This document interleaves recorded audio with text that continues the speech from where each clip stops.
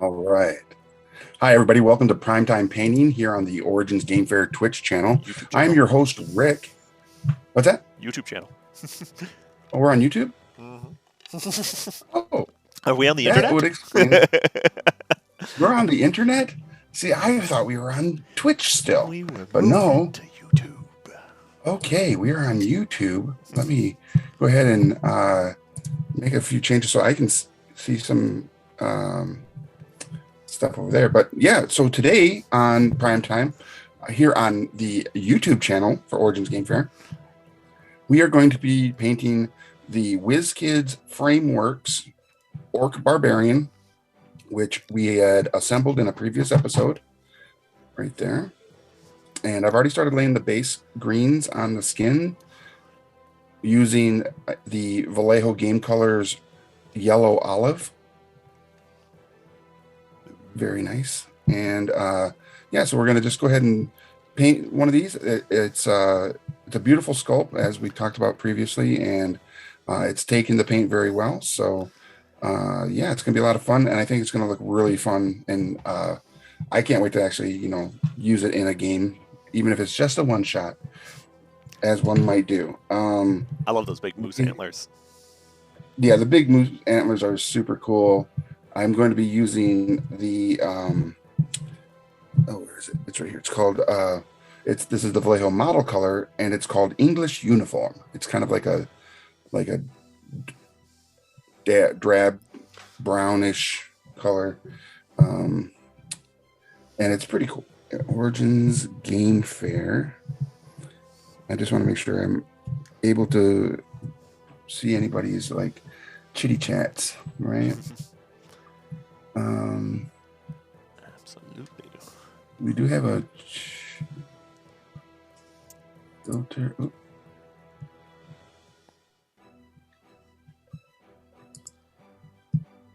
I'm trying to find the actual channel here. That's just the Origins Game Fair YouTube channel. Yes, I found it. And it says that it's live right now. What? What? I'm going to go ahead and... We're live. Dismiss and mute. All right, there we go. Whew. All right, so like I said, I'm doing the skin tones as a base with a olive green or yellow olive. And this model has a lot of flesh areas. And then when I'm done setting the base for this particular green, it's going to be highlighted with it's called foul green, which is going to give a little bit of a brighter highlights. It's not going to be quite so brownish, if you will, in there. Your overhead camera really wants to look at your knuckle more than it wants to look at the miniature. Yeah, it sure does, doesn't it? I mean, my knuckles are pretty awesome.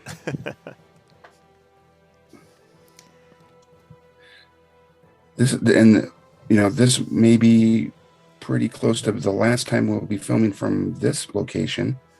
On my end, I now have a studio space for video content creation. I started moving in yesterday, and I'm hoping to be all moved in by the end of the month. And I have a meeting with the local business internet provider tomorrow to find out when I can get internet installed into the location. And then we'll be doing all the streams from there. On my end. Adam, and for everybody, say hi to Adam. He's our behind the scenes producer and voice in the sky. Disembodied voice, so that Rick doesn't have to just talk to himself. Right. For this 1 hour of the day. Yeah. The rest of the time, it's on. I will talk to myself. But Adam is, I believe, somewhere also in the Midwest. Yeah, so. I'm at the Gamma offices now, so I'm. What? I know, right here in Columbus, Ohio, home of Origins Game Fair. I heard that's a thing. I know, it's an exciting thing. It's an exciting thing that's coming up in not too long. In Yeah, fact, right. you can get your badge for Origins right now. Right now, like this minute. I Right hope now, not. this minute. Yes. Don't you dare. Don't anybody watching, don't you dare go and do that. You wait until you're in this is over. You know what? You can do it so fast that you could honestly do it right now while this is still going. While you are watching, you could do it in the matter of minutes. Right now, you just go to tabletop.events, look for Origins Game Fair. You can wait till after if you really like. Definitely, that's certainly a good call. But head over to tabletop.events, search for Origins Game Fair right there, or go to originsgamefair.com and click on the register, get your badge, and you can go there and you can just follow the get your badge process there. You click on the get your badge button. If you've got any confusion, we just did Origin Spotlight for badge registration yesterday, so right here on this YouTube channel, after you finished watching Primetime, go over to that video, check it out. You can learn how to get your badge there, and it's super simple. Yeah. The easiest thing in the world, because tabletop.events makes it so easy to just get your badge taken care of. We are the biggest event that tabletop.event has done before, but they do tons and tons of events, smaller conventions. They've been doing it for years. They've got a great system in place. We're really excited to be working with them this year, because some people have complained in the past about challenges with badge registration, event submission, volunteering, all of that. Tabletop.events, super simple process. So we're really excited to be working with them on the easy process. Nice. So as I'm looking at these antlers, right, these big like moose horns or elk horns, it looks like there's like a bit of scrimshaw details like carved into the antler itself. It's going to be kind of difficult to see, but there's like these swirly lines in the antlers, and they look great. I think once the bases are down, some of the highlighting is complete, and then when I put a shade on this, it's going to leach into those cracks and crevices in the antlers and really make them pop from that separation and everything. So I'm really excited to see how that turns out. Yeah, those are very cool.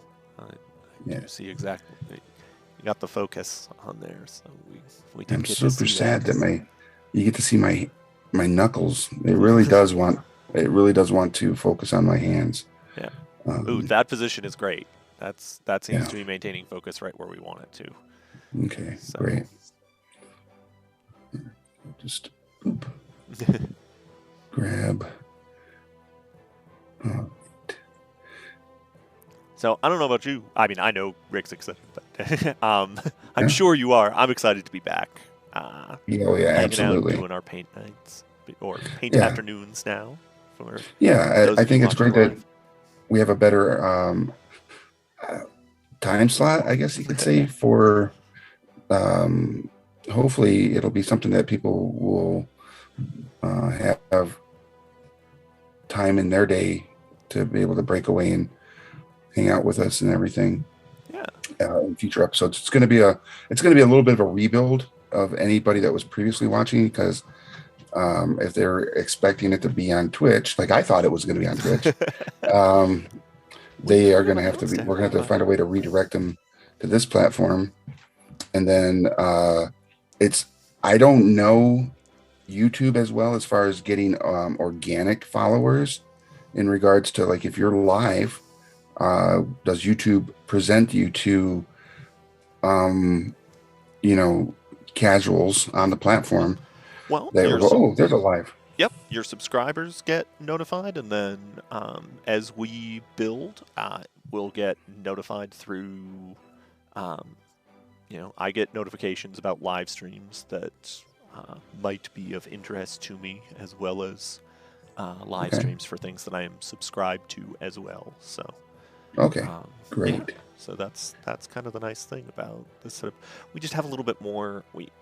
We're still building our video presence, so we just have a little bit more already established subscribers and that sort of thing. Hi, everybody. If Mhm. you're a subscriber. If you're not, subscribe now. That's a great way to see this cool content and get all the information, especially if you're thinking about attending Origins. If you're even thinking about attending Origins, or if you're thinking about joining Gamma, or if you're just into tabletop gaming, this is a great place to be, to just get information about our events, about the industry, because we're going to be we've got some industry videos from Gamma, because the Game Manufacturers Association runs Origins. For those of you that don't know, we're the trade association for the tabletop gaming industry, and we run Origins, even though this is the Origins Game Fair channel, because that's our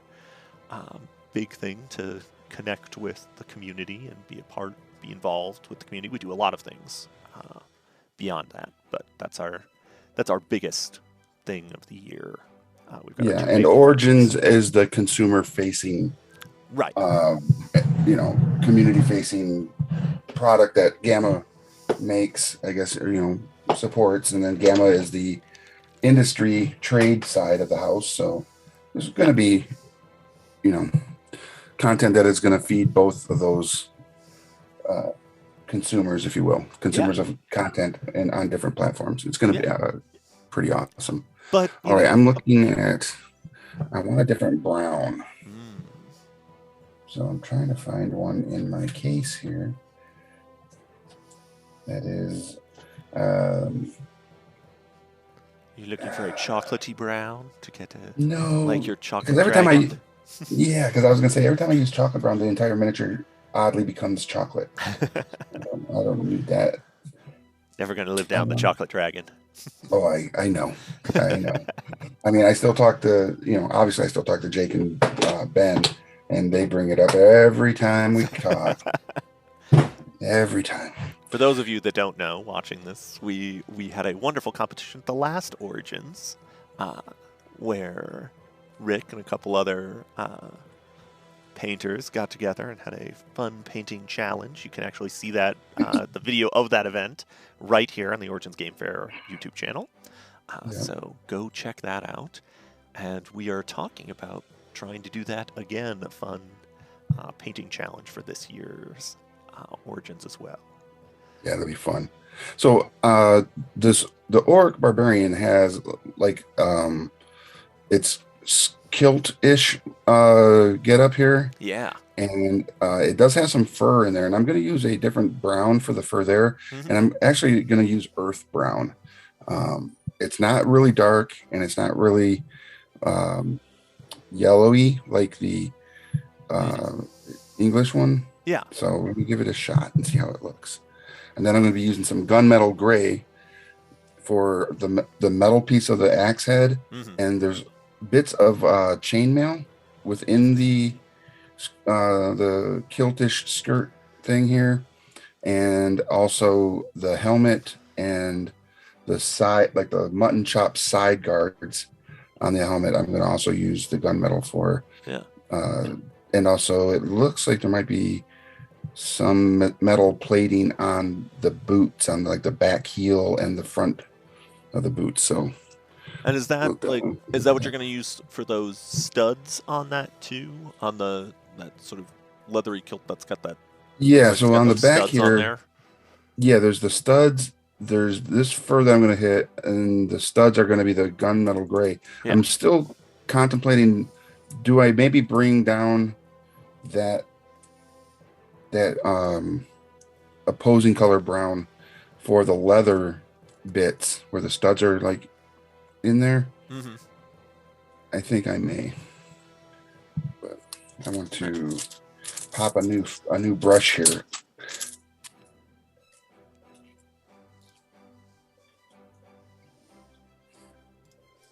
For those browns.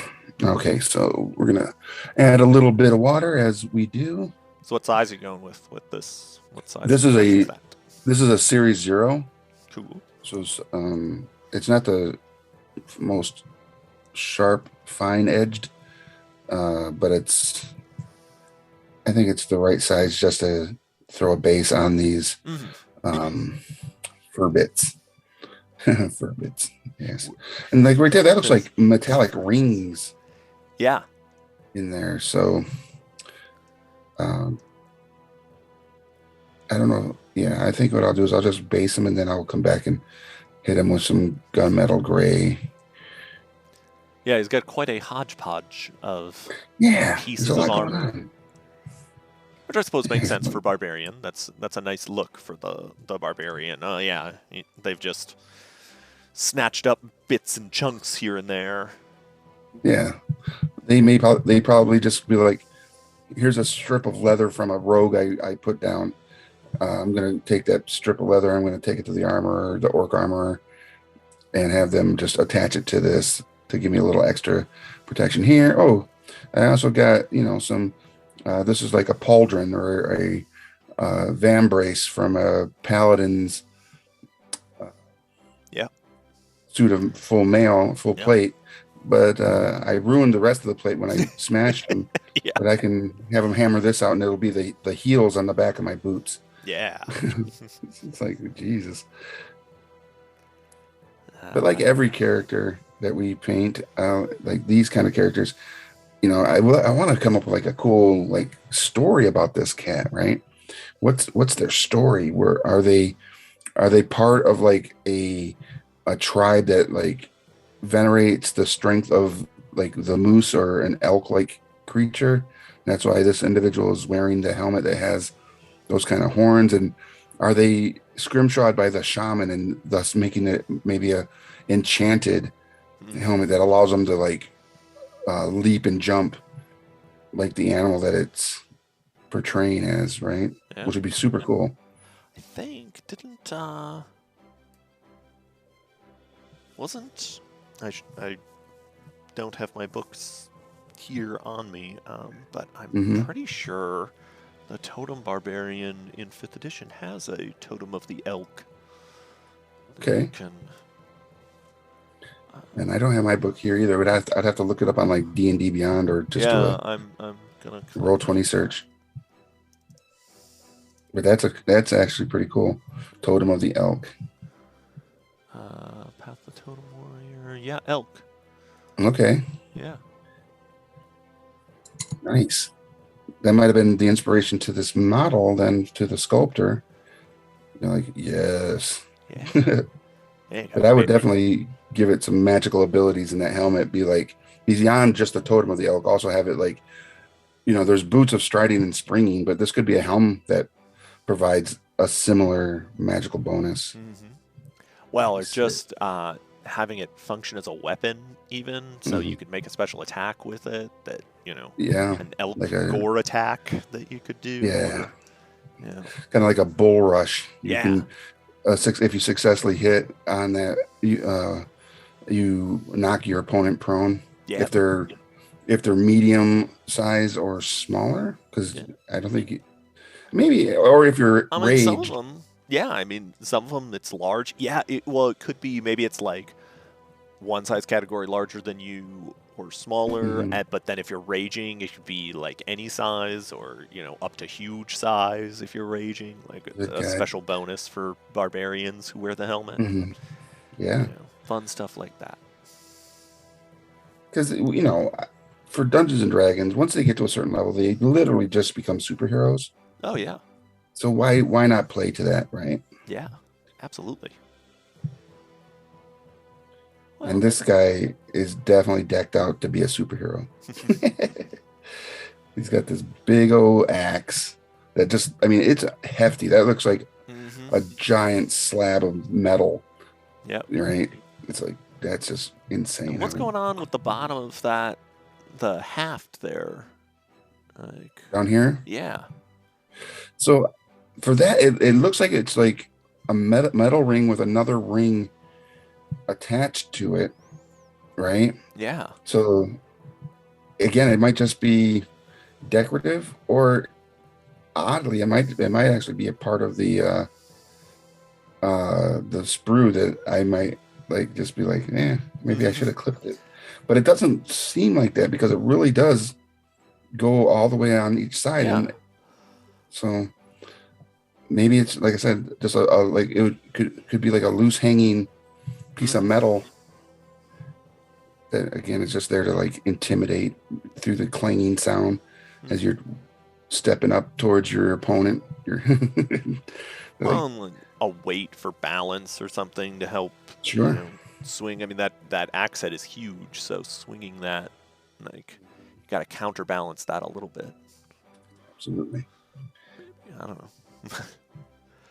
No, I think that's a good reason for it to be like that for sure. The counterbalance so that you can get that. Do you remember? It was probably in third or I hate to say it, but even possibly fourth edition, they had what was called a mercurial sword that did extra damage because it had mercury inside the blade, so that when you swung it, the mercury would slide to the inside tip of the blade and give it a bigger like momentum damage, right? Wow. So that could be a thing. I mean, there were so many splat books for third edition that, I mean, right. It certainly could have been in third. I played a lot of third. Yeah. Played a lot of 3-5, but I don't remember that specifically. But that does not mean that it was not there. Right. Yeah, they definitely made a lot of material just to beef up the characters. I mean, what was it? Min maxers loved it. Oh yeah. I mean, they could be like, yeah, I've got X feet, Y feet, this bonus, X bonus, and I'm using these magical items, and I'm gonna do a one-shot kill of a Tarrasque at third level. Oh yeah. I mean, and I was definitely that. That was the kind of group that I was playing in at the time. I do not play that way anymore, but nice. I still optimize. Don't get me wrong, Sure. but I am definitely not like a min-maxy rules lawyer like I was back then. My misspent youth as a min-maxed rules lawyer. Yeah, I've always been one of those players that how can I incorporate a fun character into a story that, they have flaws. They may not be the best. And I know a lot of folks that are still wanting to make it so that, if you're going to play a game, play it to the, make sure that the party's well balanced, that everybody has the ability to fight and do their other thing so that the party doesn't get wiped in every encounter. But I'm just like, well, how can I take this city rogue that I built to be a detective and like a cop and make them work out in the jungles of Chult? Why are they here? Yeah. Well, I mean, I think that's the thing about optimizing is that who was it? I think it's what D4 D&D Deep Dive. They always say like take your concept, and then once you've got that concept, do what you can to make it as effective as the most effective version of that concept as you can make, right? Like you're not trying to make the character, and that's sort of my philosophy of optimization, I think, is now what I have gotten to is that sort of idea is like, here's an interesting idea for a character. How do I make the game mechanics work so that I can do that concept, so that I can be the character that I'm envisioning, so that, because the worst thing, the most frustrating thing for me as a player is to like have an idea for a character in my head and a vision of how they'll operate in a story, and then when I try and actually play that character, having that not manifest in the rules and the way that it plays. So that can be super frustrating. Yeah. I've had those occurrences where I've played a character that literally is an amazing rogue. I like playing rogues, if you haven't figured that out. An amazing rogue, but everybody else who isn't a rogue wants to be the rogue in the moment. well, we got a hallway that looks like there could be traps. I'll do it. I'll look. Hey, you got a rogue. Yeah. You've got a person who's specifically built to do this thing. Yeah, he just happens to have a 23 passive perception. Yeah. Well, and it's one thing to like say, hey, I can help you out with that. Here, let me cast guidance on you. Let me cast resistance. Correct. Let me use this modifier to improve your ability to do this thing. Let me, give you advantage on your stealth checks because I'm a trickery cleric or whatever.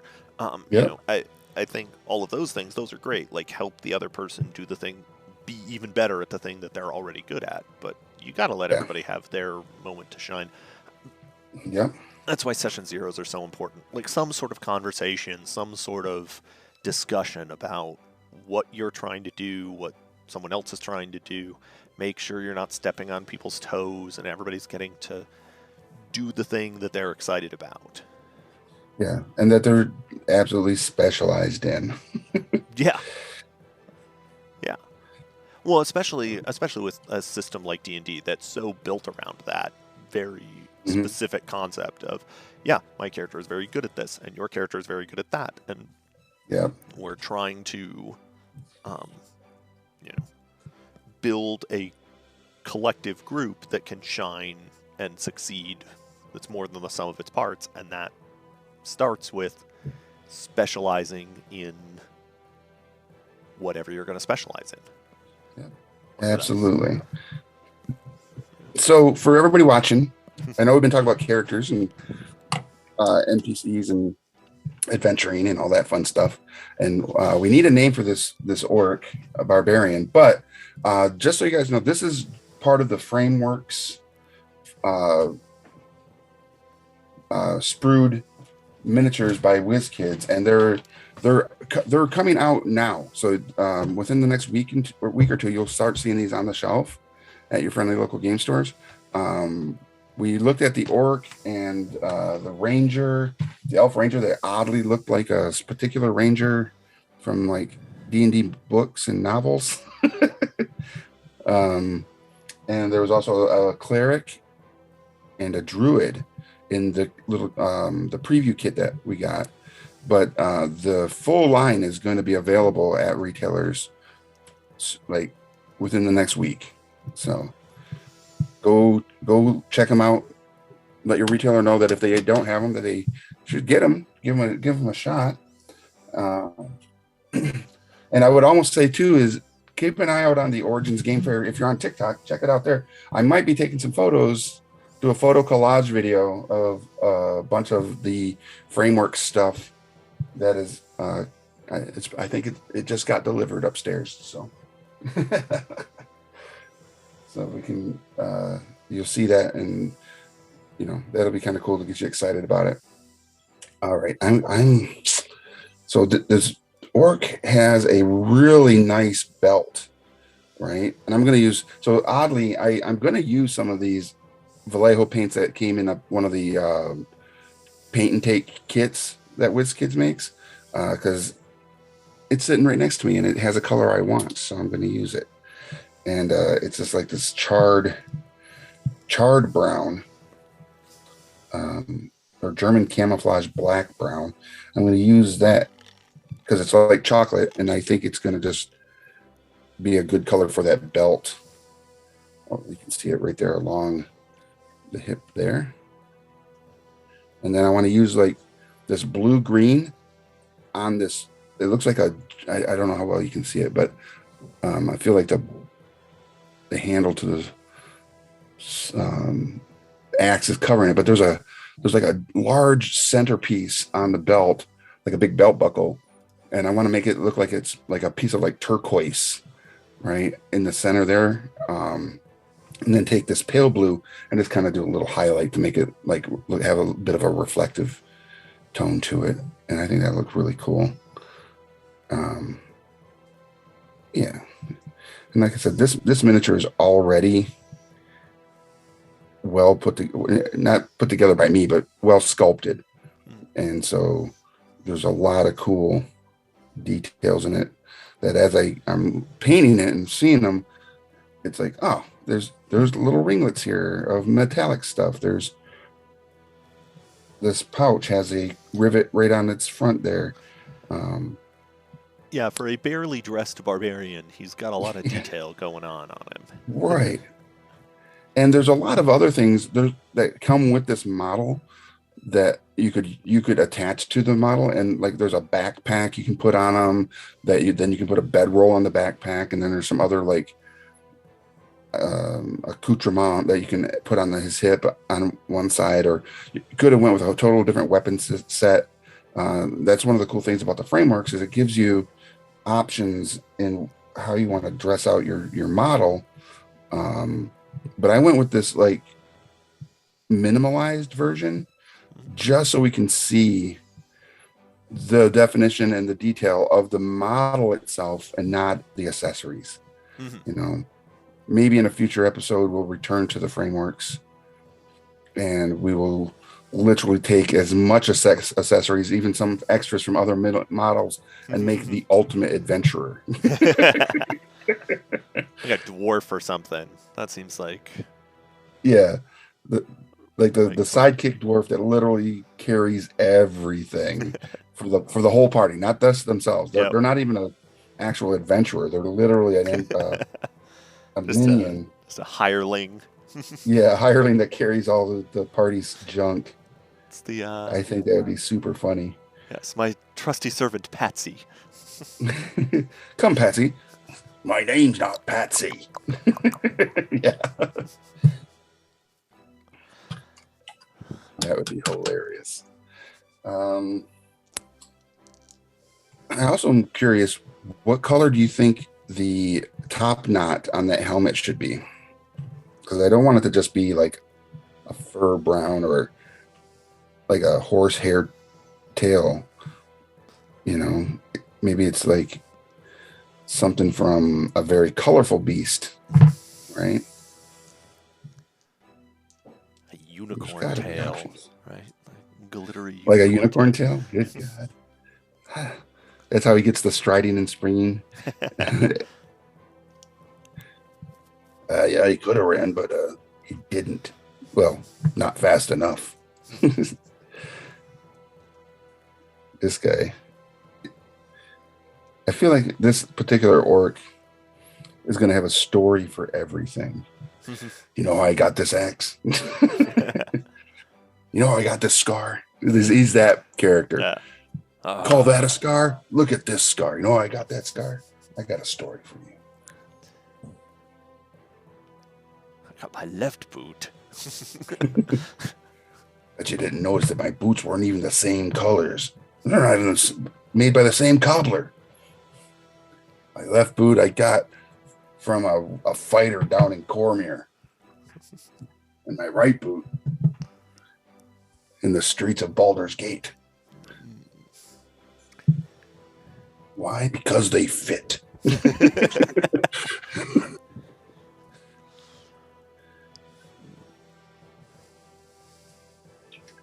think that's one of those things that when people ask me, well, why are you wearing that shirt or whatever? And my answer will always be because it fits. You know, being my size, it's hard to find clothing that fits.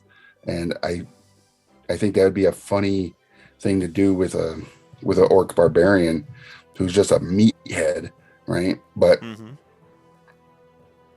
everything that he has on is because it fits.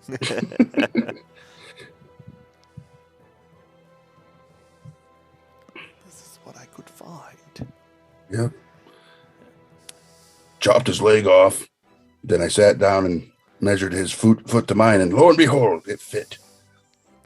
Like dimensionally misplaced Luxodon or something. Yeah.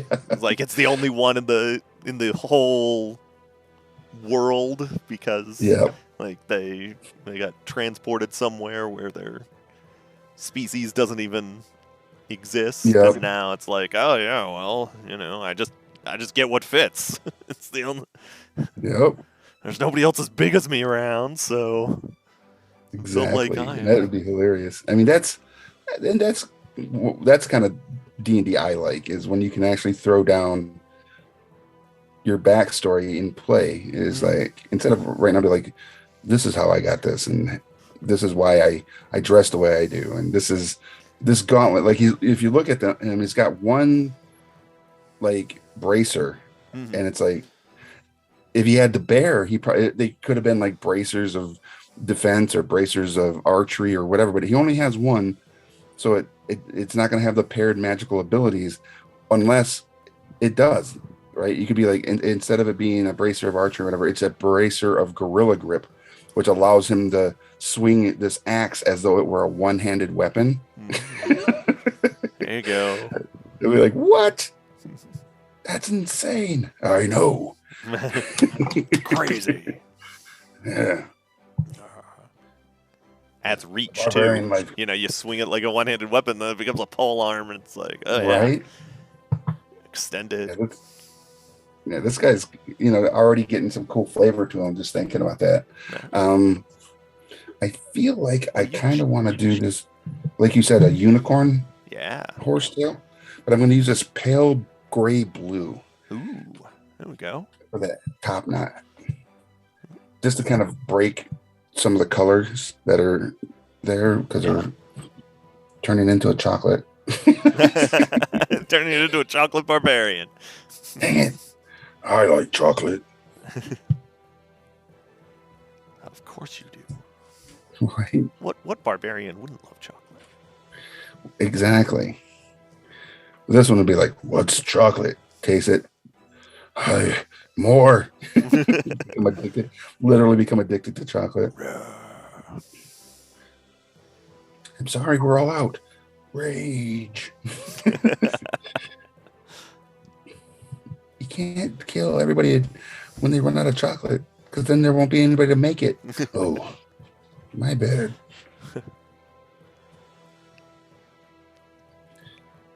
Fun. It's actually a pretty neat color.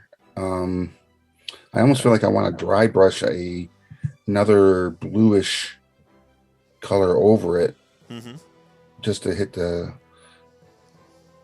highlights of it. But I think that's going to work. You got that blue green. Do you want to like get a little bit? So I want to do the blue green on the gem. Yeah. I think I'm going to do that pale blue. Oh, okay. Oh, yeah. As the counter to that once it dries. Yeah.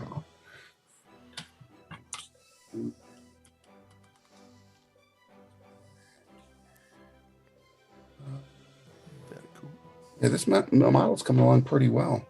Normally, for those watching, around the half-hour mark, we would normally do some highlights of some community painting, but because of the break and everything, because the last episode was before Christmas break, probably I think before Thanksgiving break, wasn't it?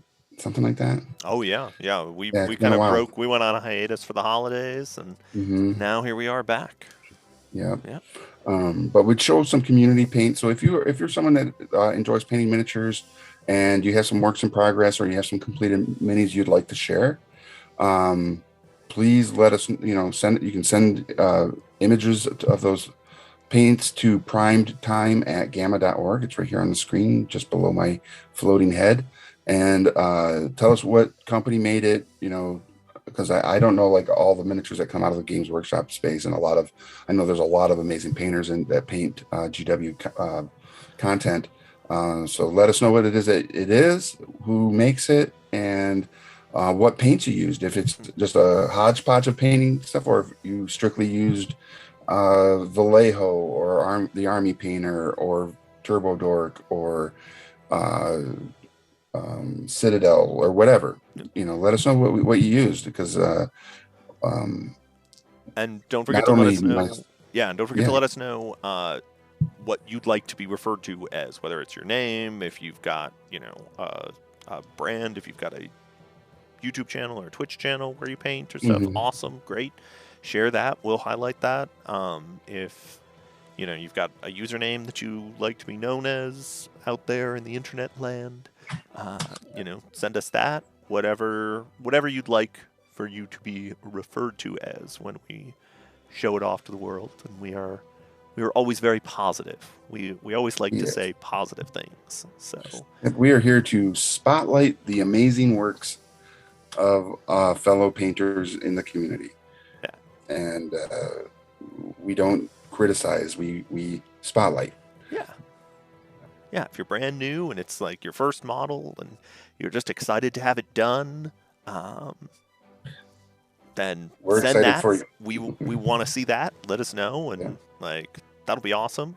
We'll let you know what a great job you did. And if you are a professional painter that's, won all kinds of awards and has something that you really want to share, we want to see that and everything in between. Absolutely. Because everybody's, I don't care what skill level you are. We, as painters, I think, are always learning, right? And someone might do something that is just like, wow, how did you get that effect? And it could be at any skill level. And someone will go, whoa, that's really cool. How did you make that happen? And then we can obviously, make those contacts. So, or you could let us know in chat. Like, we want to know what other skills people have and, all that. And it's kind of funny. So I have a story about that. When I first started, like, getting back into painting miniatures, and I was doing I was doing a live stream called Painting Happy Little Minis, and it was the second episode of it, and I was doing it on my cell phone live on Facebook or something like that in my office at work during my lunch hour. And I had been painting miniatures since the mid 80s, but I didn't do it where I was around other painters. I just did it for myself, and I didn't follow any pro painters or any streaming people that were streaming painting content. I was just like, I'm gonna get back into this, like, whatever. And someone said, have you ever used the Army Painter shades, or like the strong tone, light tone, flesh tones, and all that stuff? Like, I go, what are you talking about? I never heard of that. And again, this was like 6 years ago. And someone was like, said it, and I happened to go look in my paint kit that I'd gotten from the Arm Pen, and sure enough, there's some the strong and soft tones are in there. And I applied it, and I was like, my mind was blown. It was like liquid magic that made my miniature just pop and look that much better.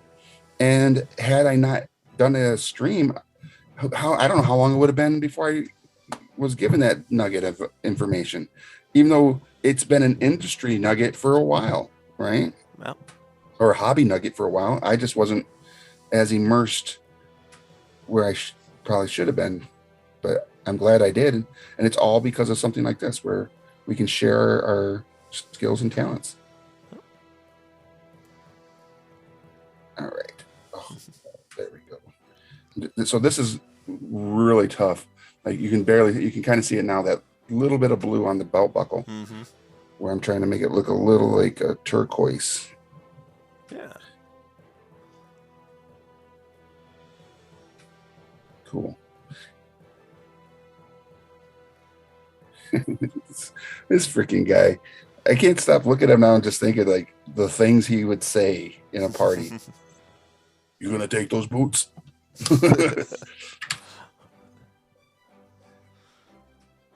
And whatever his name is, why, it'd be like, why aren't you wearing a shirt? I haven't found one that fits.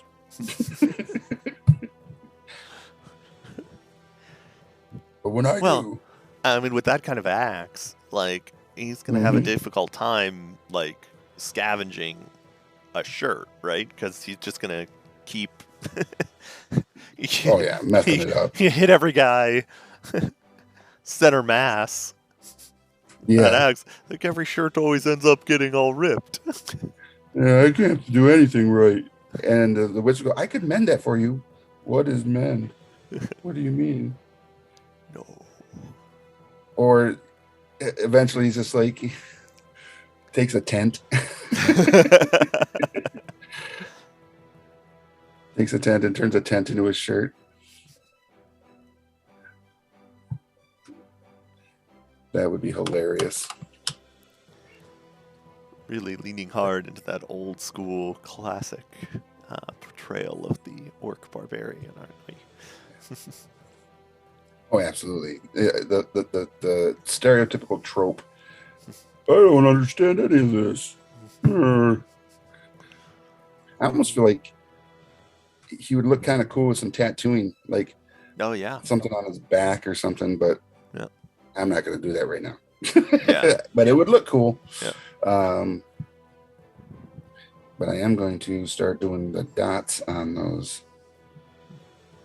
I'm going to need that finer brush. Yeah. I'm going to use the Psycho. I think it is the Psycho here.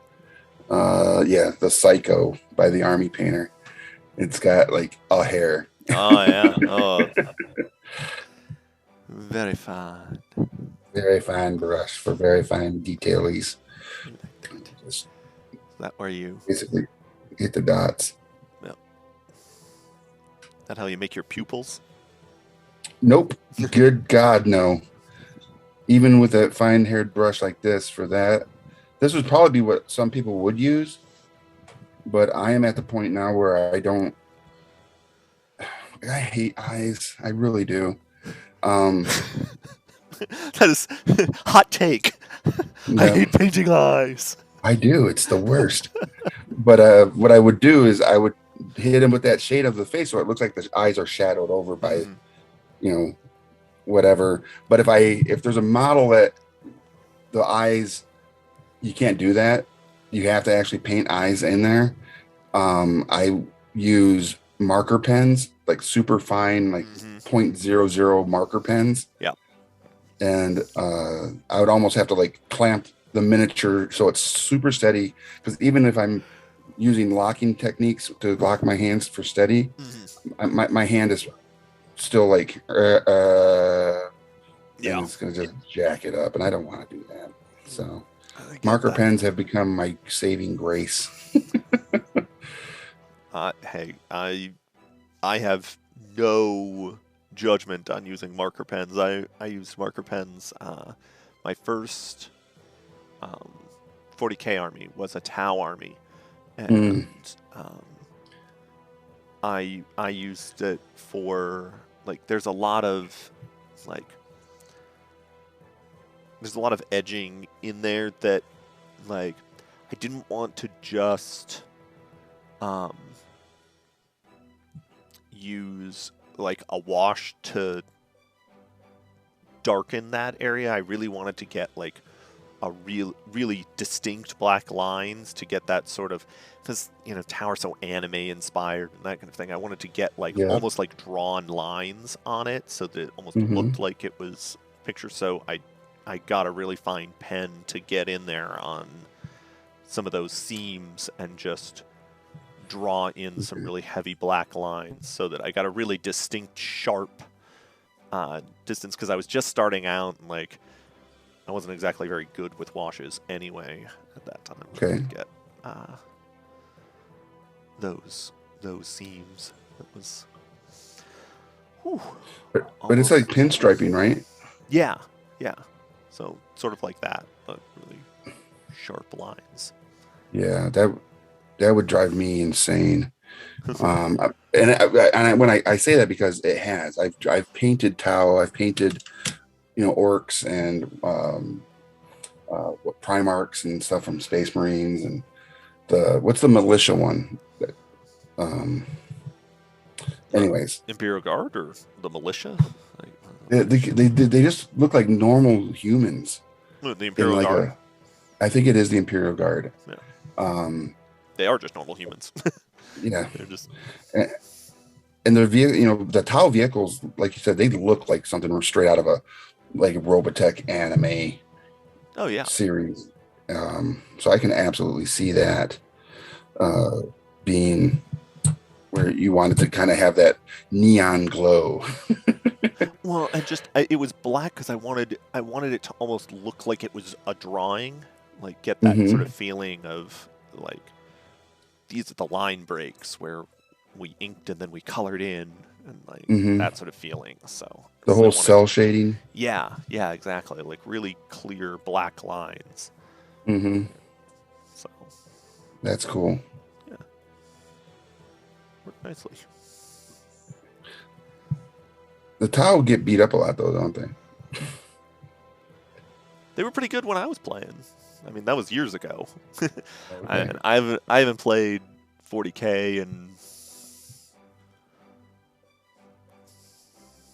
8 A good years. while. I'm Okay. trying to remember, like 8 years probably. So it's I been. feel like they're on I'm a. ninth edition now. They are on ninth edition now. I keep up a little bit. I watch some things here and there. I always like to Hmm. keep up on different things, different games, just in Yeah. general, if I'm not playing them. But Yeah. at least when I was playing, um, I remember them being pretty strong. I had a pretty effective gun line that, at least in my meta, was uh, pretty good. So Nice. yeah. I feel like they went from 8th at the beginning of the pandemic and dropped 9th at recently. Like it's like, yeah, we can come up with another edition during the pandemic. We have nothing better to do. We're all stuck at home. Yeah, I don't remember when ninth edition dropped. Yeah. Well, 8th edition dropped, I want to say 4 or 5 years ago, maybe something like that. Because I have a box of 8th, like the starter box, and I have the starter box of 9th. Yeah. And it's like, oh yeah. Yeah, I think I was playing like even 6th edition. I think it might have been 6th that I was playing. Very cool. So, All right, now I'm gonna take and put I don't know, I think I have some shading around here. It would be nice if I just had a big old bottle of Agrax Earth Shade, because I love that stuff. That is like cheating in a bottle. It's the only part of my gaming hobby that I like cheating with is painting. That's the only Yeah. time that I think cheating is not only acceptable but 100% positive. warranted. 100% warranted and positive, because I am not that good. So yeah, if you can show me a Nice. trick to make something look better, I will totally use that. Absolutely. Give So me a I'm trick. going to. Yeah. I don't have any in arm's reach. I have some red tone, but I ain't putting red tone on this guy. No.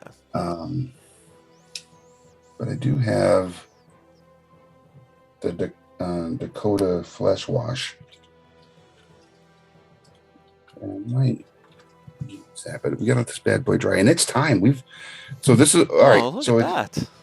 yeah, we went through our time for the hour. Let me just give you guys another little zap on this mini. Again, this is a Wizkids Frameworks.